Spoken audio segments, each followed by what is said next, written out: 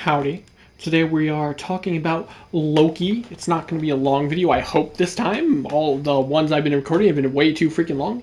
But this is a Loki video talking about why he's so freaking good. Because there are people that still think Loki's bad. Because, you know, he doesn't nuke rooms. Or people that say Loki needs a rework. And you know what? That kind of annoys the shit out of me. More so about them wanting him to get reworked than them saying he's bad. You know, if you think he's bad, fine. But don't ruin the fun for everybody else when trying to get him to be reworked. If you don't like his playstyle, that's fine. There's like 60 other frames to play, okay? Loki doesn't need to be another nuke frame. We have enough nuke frames in the game. Why? Why does every frame have to kill everything with one ability cast? That's ridiculous. Loki is perfect as he is. Okay, well that's not true. Almost perfect as he is. He's got like one issue, which I'll cover in a minute.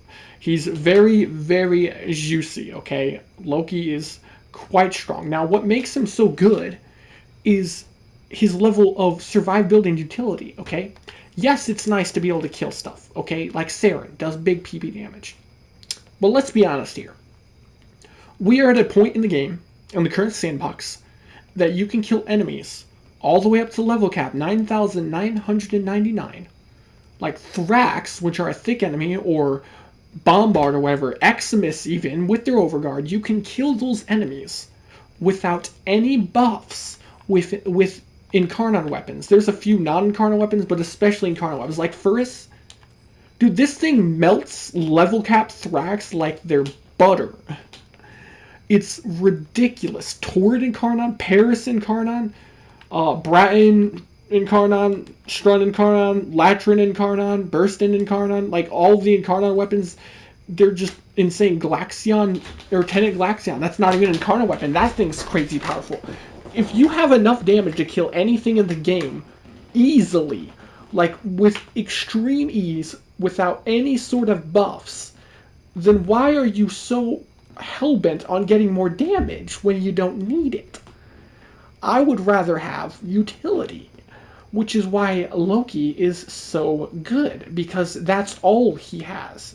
He doesn't have any sort of damage increase. He's just all utility, and that's what makes him so nice. Now, the first main thing that is a bit of an issue with him is his passive is just, it's literally just able to hang from walls for 10 times longer. It's a almost useless passive. It can be nice for some like Riven challenges, but it's not great. The main thing I would change for his passive is I would just make his hushed invisibility augment. That makes it so your weapons are silenced while invisible. Just make that his passive. Okay? That's all you gotta do. Done. I think that's all they need to make his passive good. Let me switch builds to one that actually has his first ability. Here we go.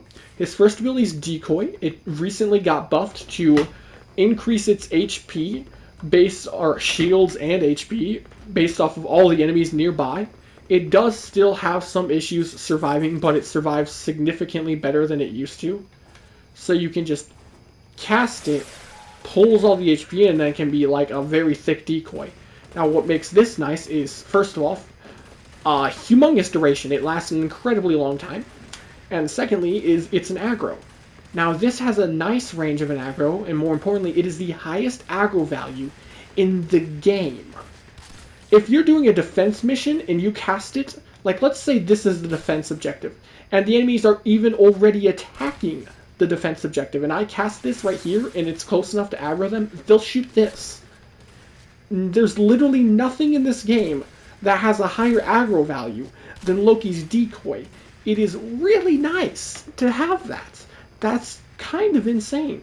So you can really manipulate enemy pathing and stuff in missions by using the Decoy. And you can do funny stuff with it, like put the Decoy in a spot the enemies can't really get to. And then they'll like struggle moving around trying to get to an under platform, and they'll all just like shoot at the fucking floor. And you can kill them while they do absolutely nothing. It is a great ability. That being said, it's usually what I helmet off if I helmet off an ability, but it's still a very, very strong and useful ability.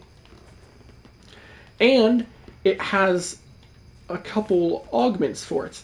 It has Damage Decoy, which came out with Dante Unbound. Decoy can be cast on enemies. Enemies who attack that decoy receive 5 random status effects, and the reflected damage is increased by 350%. The reflected damage is honestly borderline useless, but being able to apply statuses is okay. It does have a slight cooldown, which is unfortunate here, like if I do that. But it does mean you can have your decoy walk around. And that also fixes the problem of the decoy dying.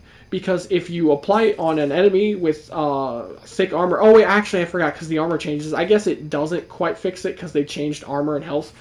But it does sometimes help keep it from dying. I meant to unpause these guys. I'm stupid. There we go. Look at that. Oh! It's applying way faster than it used to? Question mark? Maybe they changed it? Like they stealth changed? I don't remember it in the patch notes, but when it first came out, it was applying statuses way slower. So it'll look like that's priming. Everything that hits it gets 5 status effects on them, random statuses. So it can be a very nice priming tool with this augments. Then there's also Savior Decoy. If Loki takes fatal damage, Decoy absorbs the damage and swaps locations. Also increases casting speed of Decoy by 50%. This is really nice because you can not only mess up enemy aggro, like put it behind a wall, but then if you die, you just teleport to it. You switch positions, and then it aggroes the enemies where you were about to die, and then you don't die. It's a very nice oh shit button. Though you usually don't need it with how good his survivability is already at base. He then also has Deceptive Bond, but this is kind of doo-doo. 50% of damage Loki takes is transferred to Decoy and vice versa. I would never use this. It's not really useful, but, you know, it's something that's in the game. Next we have his second ability, Invisibility. Loki camouflages himself, becoming invisible to enemies. Similar to like Ash's Invis, except it lasts longer. It's just 12 seconds of Invis, that's it. Very straightforward.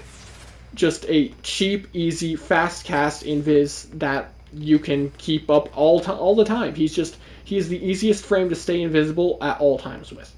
So you're just always Invis, and that, if you didn't know, other than, or I mean didn't, I guess technically it's subjective, but in my opinion, other than Mesmer Skin on Revenant, or outright immunity, Invis is the best survivability tool in the game, because stuff can't, or usually won't hit you if they can't see you. It is very good for keeping yourself alive. And it does have the augment where your weapons are silenced while you're invis, but I only run this if I'm doing like a Riven challenge usually. Next we have Switch Teleport, which got buffed quite a bit in Dante Unbound to, like, you know, be better or faster or something. You get a sprint speed buff. You can look at an ally or a teammate and you switch positions with them. You then get a 50% movement speed buff afterwards that scales with strength. Just look at them, teleport, bam. I think that's pretty funny. You can do some funny stuff with enemies and allies that way, and it's also just a great movement tool for getting around. Being able to teleport and get a ton of movement speed is really freaking nice. I'm quite a fan of it.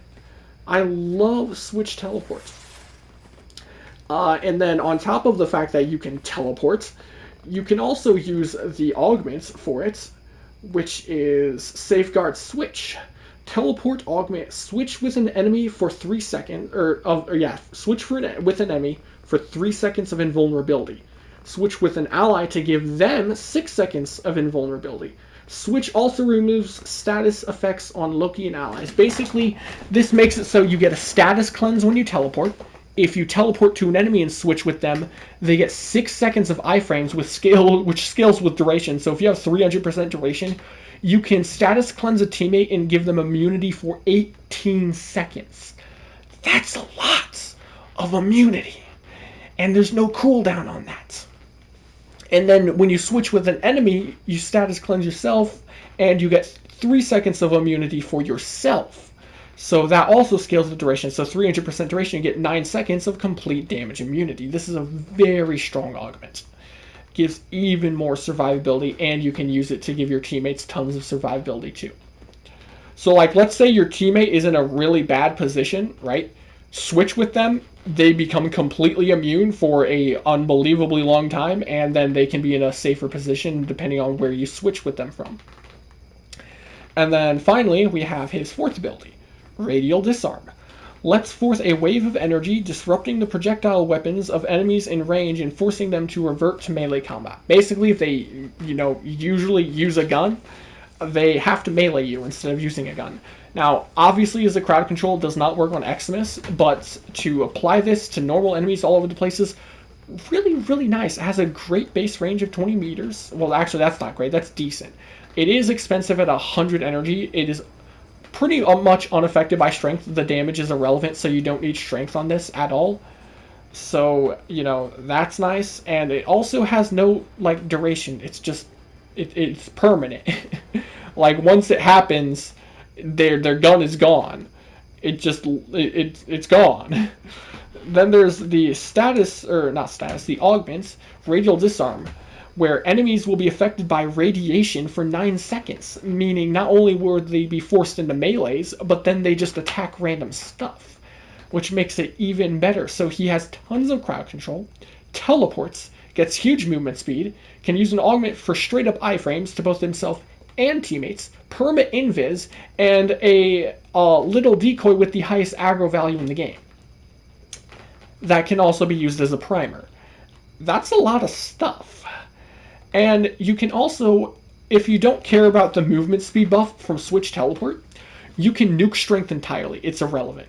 You can just build duration, efficiency, or range. And honestly, if you have at least one source of energy economy, like Equilibrium or Arcane Energize, you don't even need efficiency. I wouldn't nuke it, right? But there's no reason to, because you don't need strength. So you can completely ignore efficiency and completely nuke strength and just go for decent range and stupidly high duration. So he is not only very easy to use, very effective to use, but also one of the easiest Warframes, if not the easiest Warframe in the entire game to build. Just duration in stretch. There you go, you're done. It's not hard. He's really easy to use, really easy to build, and very effective at it. So I'd say he's, a very good frame, if you ask me, when we already have more than enough damage in the game as is. It's just crazy that people are like, he needs reworked. How about you go play Saren if you want to nuke? Okay, if you want everything to die, just play Saren. You don't gotta, be a little bitch boy and tell them to rework Loki when Loki's already a god as is. He does exactly what he's intended to do perfectly. He's an amazing frame with great utility and survivability. So there's no reason to change him other than making the hushed weapons inherently part of his passive. That's honestly the only thing they really need to do for him. The only thing he's really lacking that you should build into is casting speed. I do have one Talforge casting speed shard because his base casting speed on his 4 is kind of rough. But other than that, I mean, really, if you subsume off his 4 instead of his 1, if you do go with Helmet, because he does not need Helmet, you can just use him at base. But if you were to subsume off his 4, he doesn't even need casting speed, because the rest of his abilities have totally fine casting speed at base. He's a very, very good frame. I freaking love him. I've said he's very good 1,000 times in this video because he's very good. That's just a short explanation of Loki. I don't think I really need to show in mission. If you want to see him in mission, go look up dang it, how can I not remember his name? He's one of my favorite Warframe YouTubers. Dang, he's got 60,000 subscribers or something. And crap, how can I not remember his name? I just look up Warframe Serrata, I know what his video will come up. Warframe Flow, yes. If you want to see him in mission or something, just look up Warframe Flow. Either look up his Warframe Flow Loki guide or look up Warframe Flow's level cap video of Loki, right? I don't think I really need to make gameplay on it when there's already a great video showing it by Warframe Flow, and he's a great content creator. So, if you want to see that, go check his stuff out. Other than that, that's it for Loki. Just, bit of an explanation as to why he's Big Daddy and why I think he's S tier. If you liked the video, leave a like, subscribe. Adios. I hit the wall again. Hang on. Son of a son. Adios. There we go.